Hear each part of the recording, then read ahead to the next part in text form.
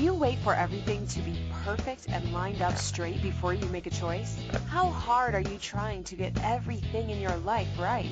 What if jumping in and getting messy is one of the ways to find out what works for you? Discover how being willing to mess up can create the phenomenal life you truly desire. Get ready to quit judging and start embracing all of your messy adventures. Now, here's your host, self-declared messy living expert, Petrina Fava. Hello and welcome to Messy Adventures in Living. Thanks for being here. I'm your host, Petrina Fava. Thank you for joining us today. I'm so excited to have you here. I'm so excited for today's show. Having a wonderful guest on with me today. So let me introduce you a little bit to Messy Adventures in Living and to myself, Petrina Fava. So Messy Adventures in Living is a radio show. It's more than a radio show, but for now we'll call it a radio show. It's an hour where you get invited to choosing and not waiting for all your ducks to be lined up and not waiting for all the lights to be green before you make any moves, which is what many of us have learned to do. Making sure we have all the right information before we make a choice. Here on Messy Adventures in Living, you get invited into choosing first and then seeing what that creates in your life. And with the idea that you could always make another choice, right? How much have you learned that, once you make a choice, you have to stick with it and be careful about the choices that you make because they will significantly impact your life and significantly impact those around you. And so not exactly saying that none of that is true, but looking at that as just kind of an interesting point of view and looking at where, when we hold on to that belief very tightly, that the choice has to be the right choice. And we have to be careful when we make choices and make sure we make the right choice. Otherwise, our life will go to hell. Wow, what if none of that is true? And what if you can always make another choice? And so if you knew that you could always make another choice, would you be more willing to jump in and choose anything, choose something? Choose and then see what that creates, knowing that if you don't like what it creates, you can always choose something else because you can always choose something else. There's always another choice available. So that's a little bit about what Messy Adventures in Living is, bees. My name is Petrina, and here are some of the ways that I play in the world. I am a mom of 3 kids. They are 13 years old, 10 years old, and just turned 7 last weekend. They're amazing. They are wonderful little packets of, what's the word? They're wonderful little packets of, they're like little mirrors actually, and they're these packages of energies that show me all of the places I'm not being all of me and challenge me and invite me to being more of me. I am so grateful for them, and I love having them in my life, and I love everything that has changed for me and everything that I have chosen differently to be differently since they have come into my life. I'm so grateful for them. I'm also a pediatric nurse. I really love kids, and I have been a pediatric nurse coming up. My 20-year anniversary is coming in a couple of weeks. I work in Toronto at a hospital called Sick Kids, and I currently work in the dialysis and apheresis program there. Previously, I was working on the multi-organ transplant unit, and I've had the privilege, amazing privilege, truly, of being with families and children at some of their most vulnerable moments. And I have received so much from these families and these kids. They show me every day that to think outside the box and to look outside the box, and that happiness and joy is possible even in some of the moments that in this reality we consider to be the hardest. Illness, sickness, death even. Just very recently this week, I was very privileged to be a part of something that was very different. One of our beautiful little patients passed away in the most amazing, beautiful way that I could have ever imagined. This family was able to honor their child and give them a death that was, or provide the space for death that was literally joyful and a celebration of life, and honor her wishes for peace with her body. I can't even put it to words. I'm so incredibly grateful for all of the families that I have had the privilege of knowing over the last few years. So that, and also, I am an Access Consciousness bars and body process facilitator. I also recently officially became a Right Body for You taste Master Facilitator. So as you can see, I love kids and I really love bodies, and so I like to do some energy work in a modality called Access Consciousness. Lots of hands-on body processes involved and lots of really amazing tools that you can use to change anything that isn't working for you in your life, and also to create something greater, because it's not just about fixing what's not working. It's really about creating something greater, acknowledging that you are already awesome and that you can have something greater. So we will be possibly, I think, talking a little bit about these tools on this show. You can find more about them at accessconsciousness.com. Okay, that's enough about me. There's more, actually, and you can find out more about me at petrinafava.com. You can look at my bath and body product line called naturallyhappybody.com, all on that website. Go there and check me out. Let's get to our show. Let's get to our guest. So today, our show is called Anxious Kids, Anxious Parents, and my guest is Dean Larson. Hi, Dean. Are you there? I am here. Hi. Welcome back. Oh, you are unmuted. Yes, I am on mute. Okay. Welcome back, because this is your second time here. Wow, I feel like I never left. That's awesome. Let me, I'm just going to go and introduce you. I'm just going to go through your bio a little bit, if that's okay, and then we can get to the show. So, well, we are already at the show, but I'm going to just tell everybody about all your awesomeness, okay? So, Anxious Kids, Anxious Parents with my guest, Dean Larson. Would you be willing to throw away all of your definitions and conclusions about anxiety, at least for an hour? Together with my guest, Dean Larson, we're going to be looking at the effects of anxiety on learning and how we can change them with some simple techniques. So Dean began tutoring and teaching students with learning problems in 1998 after a 25-year career as a counselor for adults and adolescents with addictions.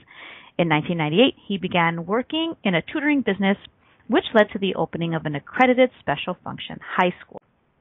Using the methods and processes he had been teaching as an Access Consciousness Facilitator, and his experiences as a counselor, Dean facilitated his students in achieving incredible success, in most cases very quickly.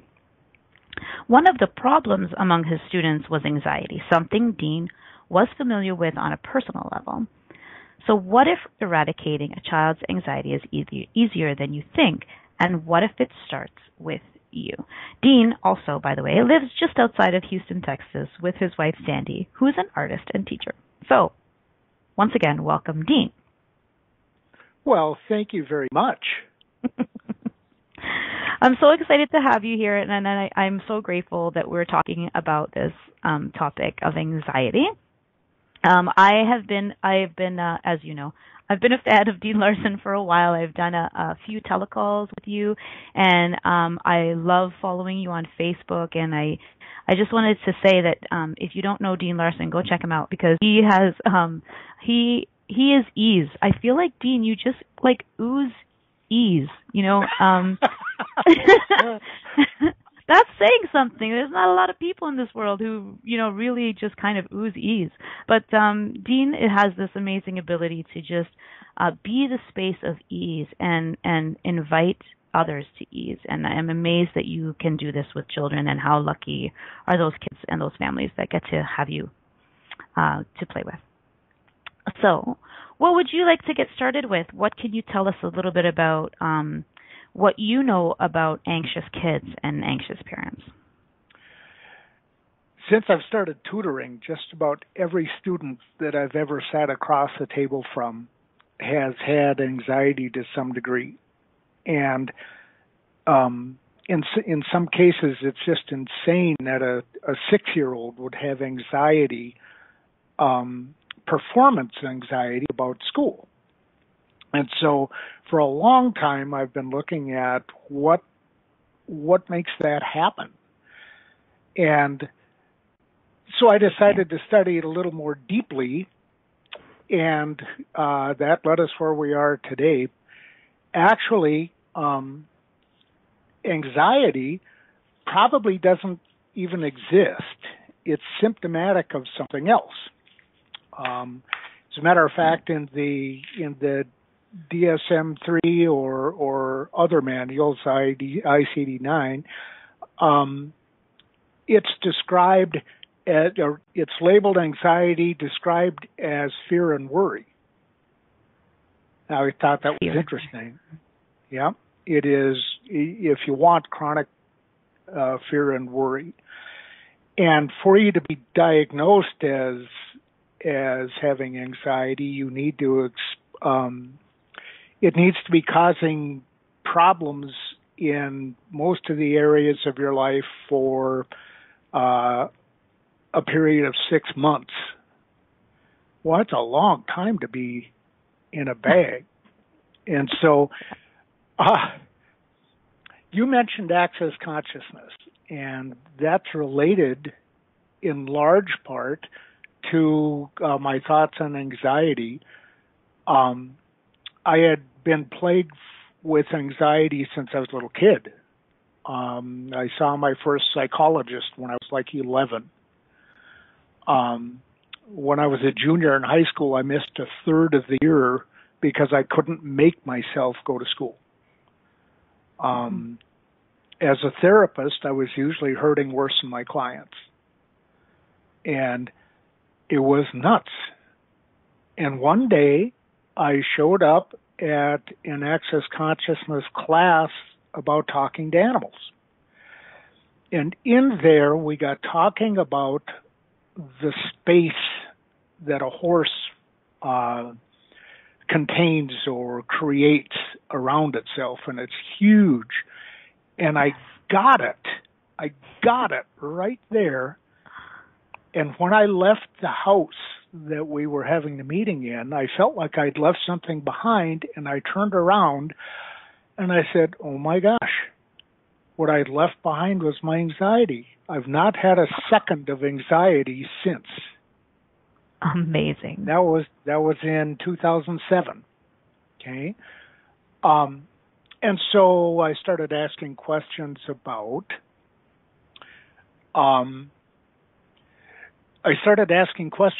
what was it about that space?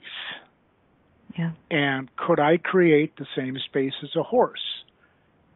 Well, I could, and I did, and the students reflected the same sort of thing that happened to me, and that's what brings us together today. I'd like to talk about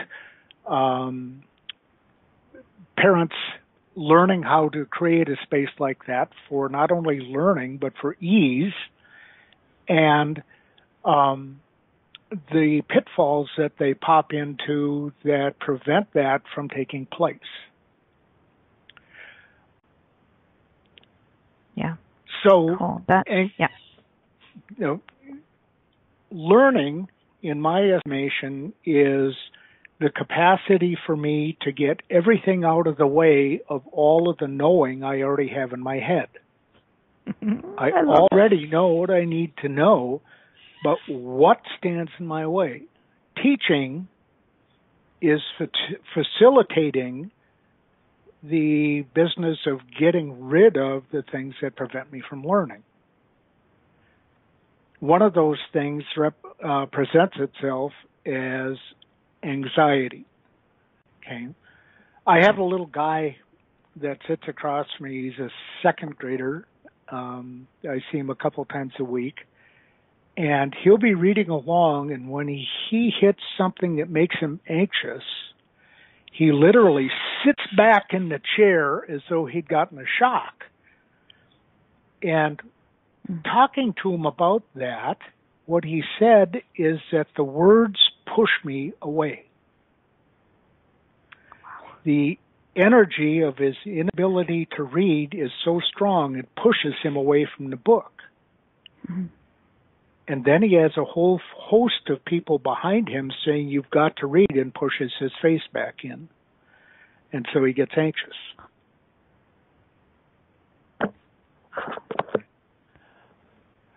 That is amazing. It is. And kids, every kid deserves a medal for just living through that. They are, they're just amazing. that day after day they go to a place where they feel like they're carrying a huge weight. Mm-hmm. And they do it without complaint for the most part. Sure like to ease that weight. Yeah. So in order to make that come about, we would like to create a space around the little guy that removes the blocks so that he can learn easily. And by the way, he has jumped 2 grade levels like in the last 3 months in reading. And they'd kind of given up on him. But he could read all the time. He just couldn't get past the roadblocks.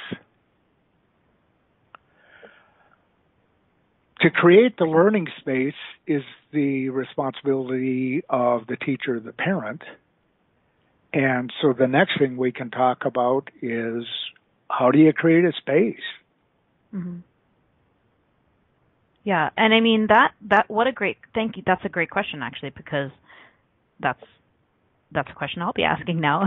But like that's probably thanks for that note. How can I create that space? How can I create that space for my child is a great question for me to ask. But I think for anyone who's familiar with the tools of Access, would understand what that means. But I mean, so what I have seen with parents who have children that, like quote unquote have anxiety, is that their space gets very quickly just as contracted as the child's, right?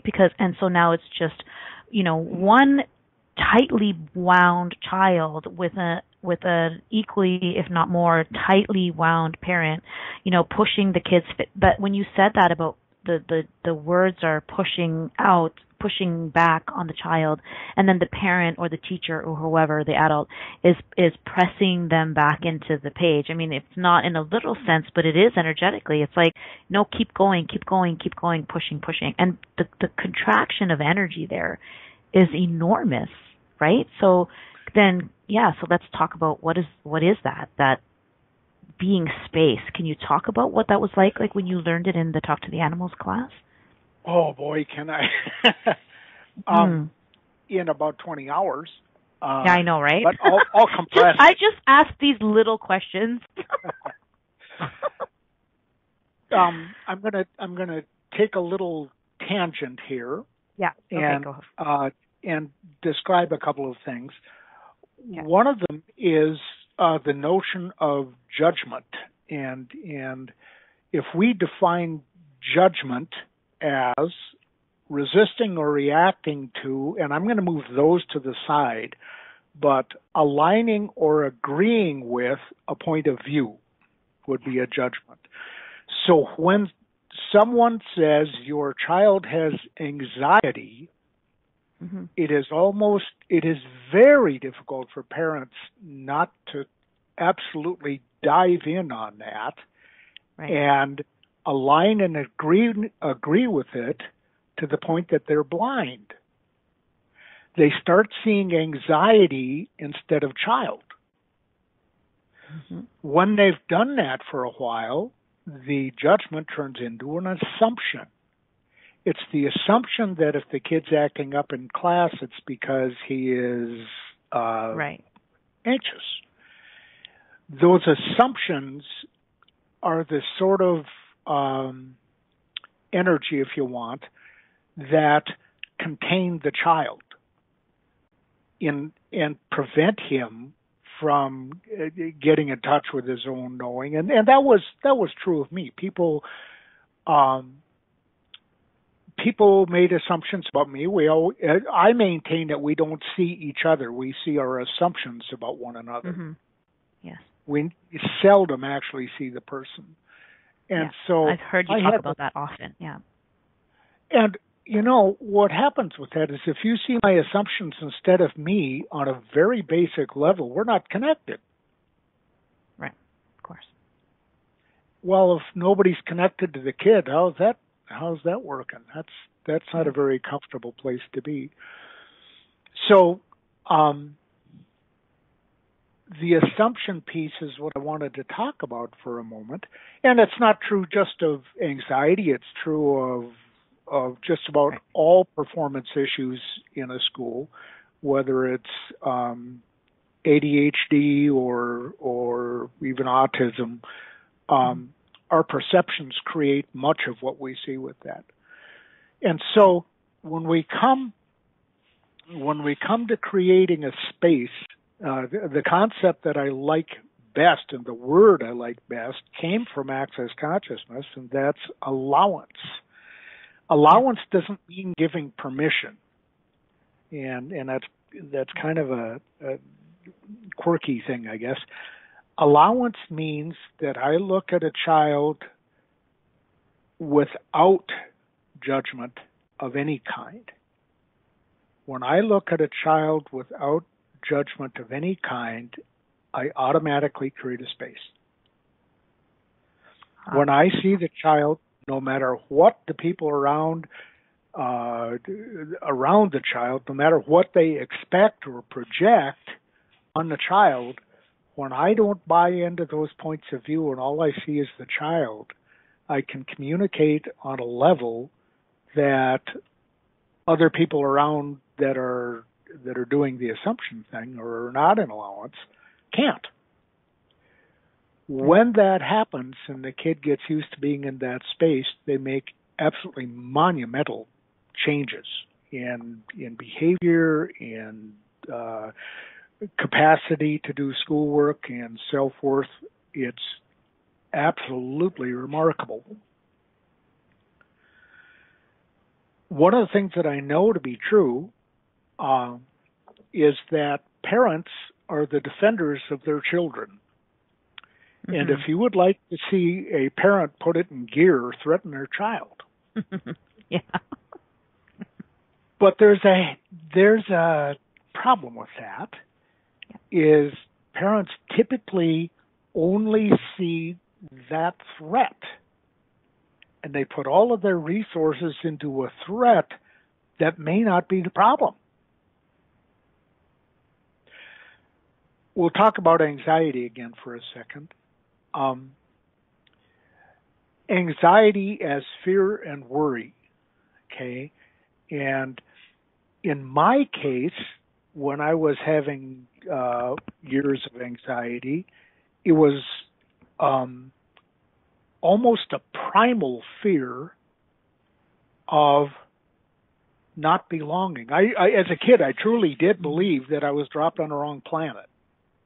Right. Because I was like nobody else, at least according to what I could see. Mm-hmm. And if you remember Maslow's hierarchy of needs, right there in the middle is belonging.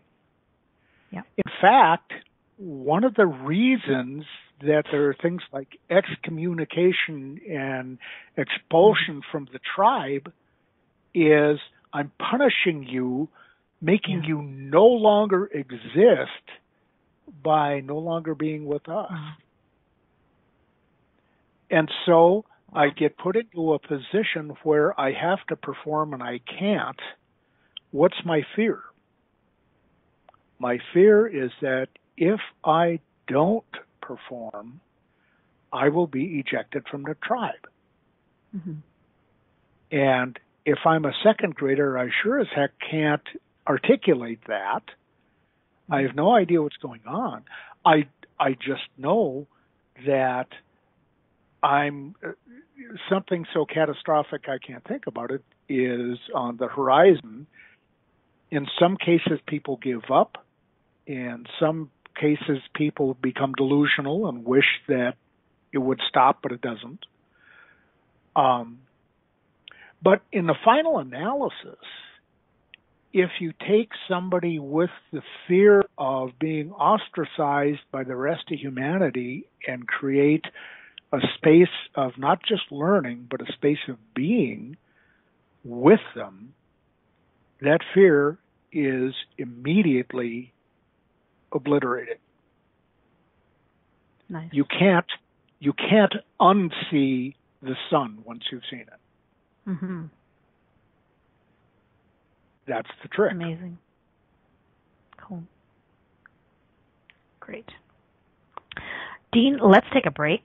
So much amazing information. Let's let that settle a little bit and take a break and come back and talk more about that. I'm loving the conversation about allowance and no judgment and about how that is the way to create space. I love it so much. Let's go to break.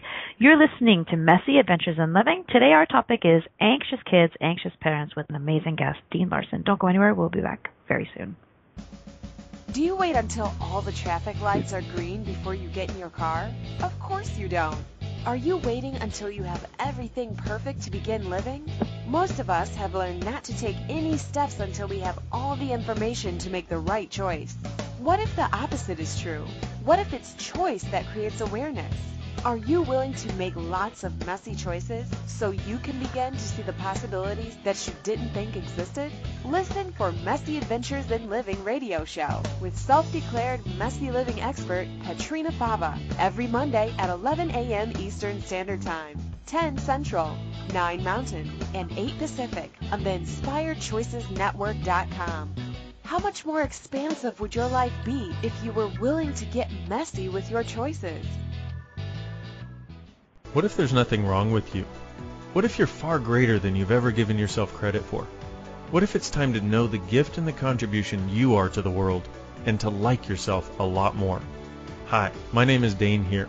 13 years ago I started to truly ask questions. Actually, I started to be the question, and everything changed for me. Asking questions opens doors to infinite possibilities. And it's not about finding the answer, it's about being the question. Always. What I'm inviting you to step into is something that Einstein, Marie Curie, Newton, Da Vinci, Gandhi, Picasso, and Aristotle all knew to be true. What if no question is too big or too small? What if anything is possible for you? What if together we could create a kinder, gentler, happier world? Is now the time? Go to beingyouclass.com and sign up for a free video series, My Gift to You. beingyouclass.com. What if you, truly being you, are the gift and change this world requires? beingyouclass.com. You're listening to Messy Adventures in Living with Petrina Fava. To participate in today's show, please call in the U.S. 815-880-8255. In Canada, 613-800-8736. Or you can Skype us at Inspired Choices Network. You can also ask questions or comment by email by sending to Petrina at petrinafava.com. Now, here's Petrina with more Messy Adventures. Hey, welcome back to Messy Adventures in Living. I'm your host, Petrina Fava. If you're just jumping in, just joining us, our topic for today is anxious kids, anxious parents. I have an amazing guest on, Mr. Dean Larson, and before we went to break, we were talking about the creating space for a child by dropping judgments, by looking, considering, perceiving, getting to know the child instead of looking at the label, which I think is so amazing. And it reminds me actually, Dean, about something that I've heard you say so many times, which is that I think it was your dad that said to you that when the and I'm so sorry because I'm sure I'm going to butcher this right now, but when you know what I'm talking about. When the teacher works on himself, the child, you say it. Well, in his case, it was I had just started counseling, and he was already a counselor, and he came into my office, and he says, I just wanted to share this with you. When a counselor works on himself instead of on his patient gets better. I love that so much, honestly. Like, I can't thank you so much for the first time I ever heard that, because it is always in my awareness, and anytime I am struggling with something with my own child, I often remember that. And I think it ties in with this conversation, because we often are trying to fix this thing that our child has, when really, as parents or teachers, if we are able to create space and do all of these things within ourselves, then it invites the child into the space. I really, it's amazing. The reason that fixing a child doesn't work is as soon as I start fixing a child, I objectify the child, and we're no longer connected. Right. You got to be connected to make it work. Yeah, that is true. So, going back to parents, And being parents, I was talking about if you would like to see parents go into action, just threaten their child. And if you don't know the stuff that we're talking about, you will tend toward the apparent problem. In this case, the child is whining and kicking because he doesn't want to go to school.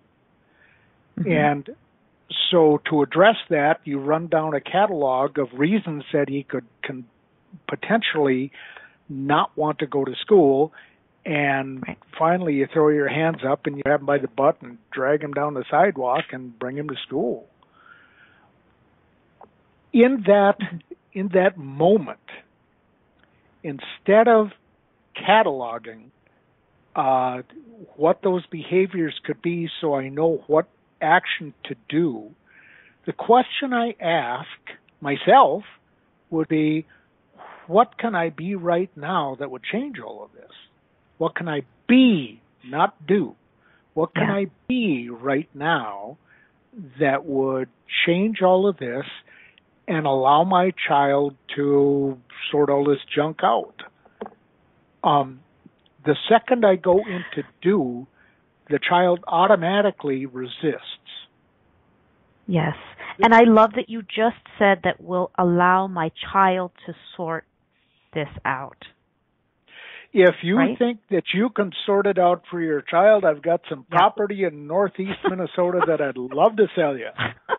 No kidding. It is so true. It's just, that stood out so much. Like how often, like you were saying, we jump to defend, we catalog all of the reasons instead of asking a question. And the question, instead of being what is, like I know for me, I have often asked, like gone to ask a question if my child hasn't wanted to go to school, but the question has been, okay, what is this? Is it this? Is he being bullied? Is he being bullied? Is he having trouble reading? Is he, like, I go to question, but my question is about trying to figure it out or trying to catalog. So this question, what can I be? Yeah. Yep. What can I be to change this is a totally different question. It's like, okay, what can I be? What does my child require? For him to sort it out. I love it. Oh, the miracle of question is a question creates possibilities. Right. If I focus in on a single thing, I've limited my possibilities to a handful at best. Absolutely. Yes. If I make it, what can I be to change this? I have an infinite number of possibilities right at my fingertips immediately. Oh, it gets very exciting. I probably ask that question 150 times a day with some, I should mention that my students, I purposely 3 years ago halted everything I was doing because I wasn't comfortable with the way classes that I was doing about kids was going. It seemed like I was missing some depth. And so I kind of threw it all in and advertised for kids with diagnoses. And I spent the last 3 or 4 years, I got the hours, not the years. I had something over 3,500 hours sitting across from kids with every diagnosis you can name, from brain damage to autism to dyslexia to too smart disease. That there should be something in the DSM-5 for the terminally bright. Yeah. They all taught me a whole bunch. One of the things that's really interesting is the closer you get to those kids, the harder they push. If you have even a tiny bit of resistance or judgment or whatever, they'll climb right across. I will introduce you to one little kid that upon meeting him, the first thing he did, he was in 4th grade, he ran, dropped to the floor, put his head in the corner, put his butt in the air, and farted at me. That's awesome. Welcome. But you see, he was trying to set up a reaction. Right. Yes. If I react, I lose the kid. If I react, I lose the kid. Yep. Yep. If I react, the kid is the most powerful guy in the room always. Agreed. But that's true only if I think he shouldn't be doing what he's doing. If I'm judging him to be in error because he's behaving the way he is, that's the bait that I take. Right. And he can run me around like a puppet. So if I'm a parent and my kid is having anxiety and he's moping, he's doing all of this stuff, what I would like to do first of all is take care of getting into my own allowance. By the way, the wonder of this is I can't be an allowance for the kid. I can only be an allowance. So when I'm an allowance, I'm an allowance for the universe, not for the kid. So everybody that's around me is in that same space of being. Can you talk a little bit about, can you explain that a little bit? I am an allowance for the universe and not the kid. What does that mean? That if you zero in on being an allowance for the kid, what does that create? Is that what you? How many possibilities do I have if I zero in on it? Now the kid's the impetus. The kid's what's making me do this. Man, that kid's hurting. But if I'm in oneness, I can't be in oneness with you and not with somebody else. Right. Wow, that's amazing. I never even considered that. I love that so much. So that every day when I'm coming in, what would it take for me to be in total allowance, blah, blah, blah, and I sit down, and the parents walk out feeling good. Right. And the people down the hall which of course creates something for everyone, right? Which of course also creates for the child, and What's even better is the kid catches it and he takes it home and his whole family That's changes. Right. Yeah. Okay. Oh, amazing. So no matter the seeming severity of anxiety or crisis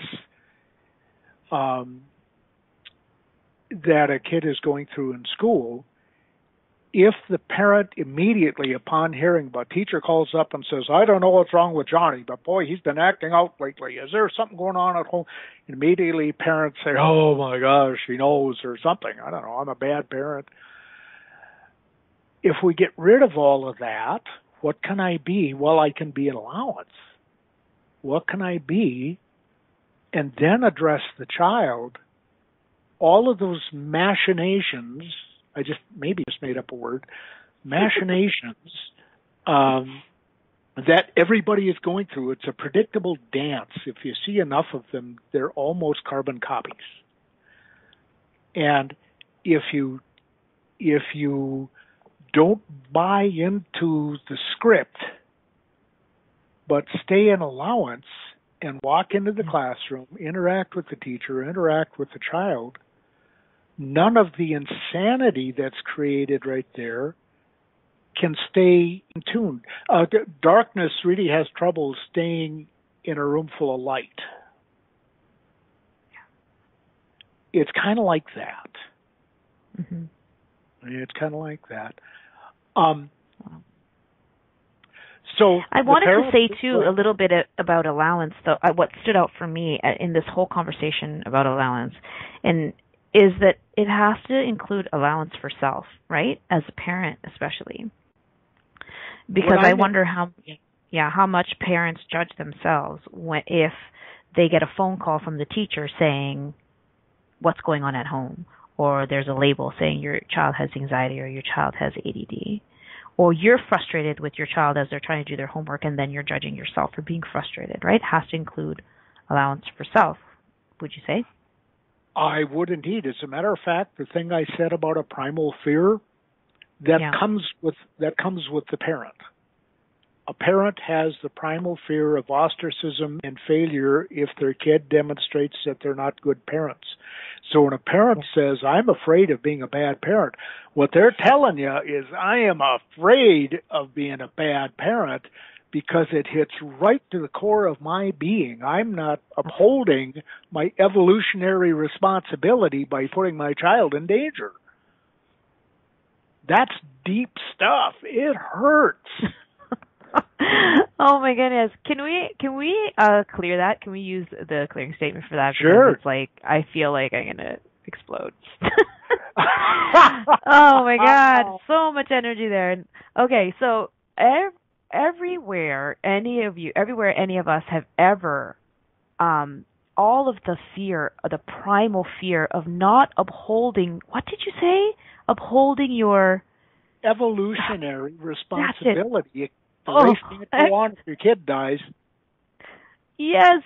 Everywhere you are judging or fearful or just petrified that you are not upholding your evolutionary responsibility. Can we please destroy and uncreate all of that, and everywhere that is holding so much of all of this crap in place, can we destroy and uncreate it all? Right and wrong, good and bad, pot and pock, all nine shorts, boys and beyonds. Okay, so if any of you listening who have never heard that before, it is the Access Consciousness Clear Statement. You don't need to understand it, but if you would like to understand it, you can go to theclearingstatement.com. There, that's all I'm going to say about that. Keep going. I tell you what, everybody that's listening and everybody that isn't wouldn't be hurt by checking that out. Oh, yeah, amazing. It's kind of a life-saving thing. Okay, so it's really easy to judge parents because they're flying at all ends and they're trying every doctor in town to get the right prescription for the kid and so on and so forth. I find it hard to get mad at parents in the same way I find it hard to get mad at teachers who were taught primarily to do the things that they would do. The job of a school, of a typical school, is to compress a child until he is cubicle in shape and behaves as he's supposed to behave. And by the way, it wouldn't hurt if he knew how to add. Oh my God. God, you have wow. You have such a way of saying that. I want to let's clear that too. Everything that brings up. Everywhere you have ever felt compressed into a cube. And by the way, you have to also learn this math. Can we just try and create all of that, please? Right and wrong, good and bad, pot and pock, all nine shorts, boys and beyonds. Wow. That is intense. It is. It is. But you know something? What would it take for us as a bunch of people to be willing to look at that intensity? Yes. If it takes that level of intensity, the willingness to take a look at, I've spent over 40,000 hours putting together broken lives. And that's a lot of intensity. But what I discovered is there's great ease in making the changes, but along the way, you get to see the devastation. Right, okay, cool, yeah. You're shoveling it out, but it's there on the way in. And my fear, the thing that I work on me, is getting close to the devastation in somebody else's life. But what would happen if that no longer held me away and I went into allowance about the devastation and changed it just by being in the room with the person? Don't have to say anything. Yeah, I love that because I feel like people have asked me often as a nurse, how do you do that? Like, how do you see so much of this devastation, death and dying and sickness in children? And I have often said, like, I don't know. I just kind of don't, like, I see it. It's there. Whether or not I'm there to change it, it's going to be there, right? So I just I look at it and then I look at what can I be to change this? That's great. So many parallels to so many other things in life.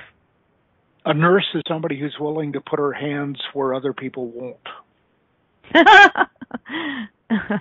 Yeah. Whether it's holding a baby or it's right. Holding somebody dying or any other of the possibilities in between, that's the deal. What allowance is that? Yeah, that's awesome. Dean, we need to take a break. And then when we come back, we are going to talk about what you have coming up to offer the world, because it's awesome. So let's get to that. Let's take a break. You're listening to Messy Adventures in Living. I'm your host, Petrina Fava, and I'm joined today by Dean Larson. Don't go anywhere. We will be right back. Do you wait until all the traffic lights are green before you get in your car? Of course you don't. Are you waiting until you have everything perfect to begin living? Most of us have learned not to take any steps until we have all the information to make the right choice. What if the opposite is true? What if it's choice that creates awareness? Are you willing to make lots of messy choices so you can begin to see the possibilities that you didn't think existed? Listen for Messy Adventures in Living radio show with self-declared messy living expert Petrina Fava every Monday at 11 a.m. Eastern Standard Time, 10 Central, 9 Mountain, and 8 Pacific on the InspiredChoicesNetwork.com. How much more expansive would your life be if you were willing to get messy with your choices? What would you say if I told you that you could change your life in only 1 hour and all while lying down relaxing? Thousands of people all over the world have. What am I talking about? It's called Access Consciousness, the bars. The bars is an energetic body process that contains 32 different points on your head that, when run, assist you in releasing decisions about any area of your life that you have made solid and as a result cannot change. The bars is the first class in Access Consciousness, a dynamic set of tools and information designed to transform any area of your life. When you have a bars session, the worst that can happen is you feel like you had a fantastic massage. The best thing that can happen is your whole life could change. Go to accessconsciousness.com today to find a facilitator, to schedule a private session, or to find a bars class in your area. Are you willing to give yourself an hour to change your life? You're listening to Messy Adventures in Living with Petrina Fava. To participate in today's show, please call in the U.S. 815-880-8255. In Canada, 613-800-8736. Or you can Skype us at Inspired Choices Network. You can also ask questions or comment by email by sending to Petrina at petrinafava.com. Now, here's Petrina with more Messy Adventures. Welcome back to Messy Adventures in Living. I'm your host, Petrina Fava. I'm joined by Dean Larson. We have been talking about anxious kids, anxious parents. And before we go on, I just wanted, Dean, please tell everyone what you have coming up, because I really don't want to run out of time. We just have 7 minutes left, but please tell everyone what you have coming up and how they can join you on how they can join you, how they can find you, because what you have to offer is just amazing, and I would love everybody to know about it. Well, I would love to tell everybody about it. I have a brand new website that is almost done that will have all of my upcoming classes on it, done as in this week. And it is dleducate.com. Dean Larson, dleducate.com. And I will be having upcoming classes on there, both local and online. I'm planning within the next couple of months to do the anxious parents or anxious kids, anxious parents class online as soon as I get geared up, and then I will put it out. You're always welcome to visit me at my Facebook page. Just look for Dean Larson. I'll wave at you when you get there. So I have 2 classes coming up within the next couple of months. The first one is the long version of what we're talking about today. The other one is cues from kids, cue like taking your cue from. Parents or adults or anybody often miss over half of the information that their child has for them about his condition. Yeah. Because they tend to see the parents tend to see their own assumptions, but they really don't know what they're looking for. You know, it's really interesting when a student will start acting out the second he hits a reference to math, let's say, even if he's reading something, he hits a reference to math, he'll start acting out. I had a kid throw a piece of paper at me the other day when we started getting around to math. Well, are you pretty comfortable with math? The point is, what I was supposed to see is the behavior instead of the message, according to the kid, because he was trying to get me away from math. So I'm going to have a class on learning to see those things. And that will be advertised as well. Awesome. Wow. Yeah, and I would say for anyone, I've been on some of Dean's, I've done some of his online classes. They are really amazing, and just the space that he creates. And I just like talking to you because, I don't know, I just like talking to you. Right? What a but that's coincidence. just it. It's just like this amazing space of just space, which is a beautiful place to be that can really expand you and allow you to be all of you. I love it. So I would encourage anyone to jump on any of those calls, whether you have kids or not, because probably even if you don't have kids in your life, if you jump in on these calls, it will change your life. So we're just down to the last 3.5 minutes. So how could you sum this up quickly? Like what? That's funny. What questions could you suggest for parents to ask around this? Oh, yeah. The one that I already mentioned is, what can I be to change all of this? Okay. Yeah. What have I been unwilling to see that if I saw it could change all of this?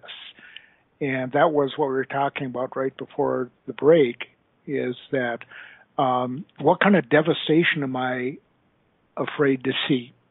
And so I want to get rid of that. There's also parents typically take on as shame and guilt the things that happen to their children. So what would it take for me to see my child and allow him to be the being that he is without my taking that away and being guilty and shameful for what's going on with him? Yeah. Anything like that is big. I'd also like to mention that when we talk about going into allowance and getting rid of judgment, two of the side effects of allowance, one of them is joy. You cannot get allowance without joy. They're strapped together. So if you don't want to be joyful, don't go into allowance. Okay? If you don't want your kid to be joyful, don't put him in allowance. Okay? What an amazing thing that is. Mm-hmm. Yeah. And is there anything, like, I can imagine people are like, how can I get out of resistance? How could I not react? So for someone whose child is yelling in their face or throwing or things or, swearing, cursing in their face, I can just imagine they'd be like, how can I not react to that? So what would you say to that kind of question? I'm aware of the behaviors that I'll allow people to engage in front of me. If you happen to engage in behavior that's not on the list of acceptable behaviors to me, I will hit you with an energy bolt that'll knock you through a wall. The kids used to refer to it as the voice. Right. I make a very loud sound, and it all stops. That doesn't mean I'm not in allowance. It means that you don't get to do that. Yeah. That's a very important distinction. Yeah, good. Mm-hmm. And it's not that you shouldn't or there's something wrong with you for doing it. It's just I don't allow that. Awesome. Great.